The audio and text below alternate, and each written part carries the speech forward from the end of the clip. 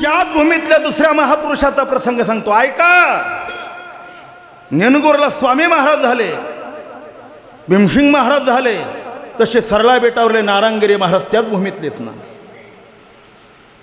आमच्या नगर जिल्ह्यात श्रीरामपूर तालुक्यात चारही बाजूने गंगा आहे, गोदावरी. मध्ये 36 एकराचं बेट आहे, त्याला सरळा नावाचं बेट म्हणतात.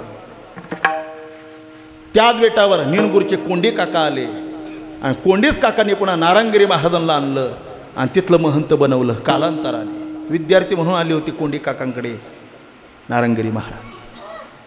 सगळ्यात जुना सप्ताह मोठा गंगागिरी महाराजांचा योगीराज. 175 वर्ष पूर्ण झाले. नागपंचमीला सप्ताहाची सुरुवात होते.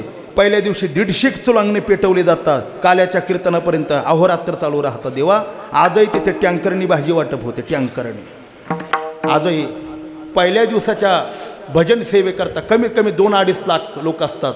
नगर जिल्ह्यातले सगळे मंत्री पत्रवळ्या उचलायला असतात. देवा विठाला. जिल्ह्याचा बादशाह म्हणजे बाळासाहेब विखे, त्यांनी सुद्धा नारायणगिरी महाराजांचं पत्रवळ्या उचलून असे झाडकाम करण्याची कामं त्या घराण्याकडे.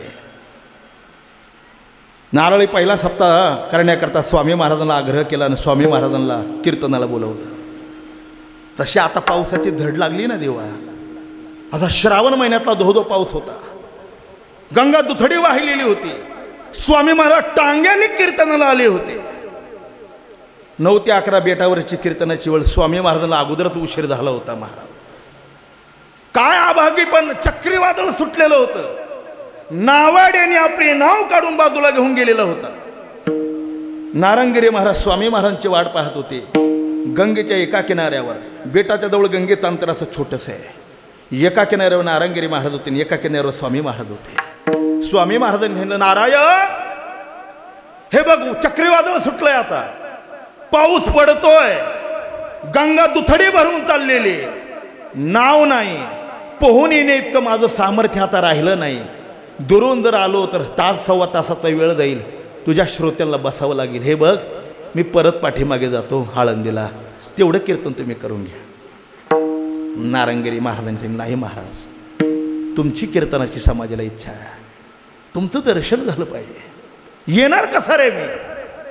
नारायणगिरी महाराज असे गंगेच्या किनाऱ्यावर बसले.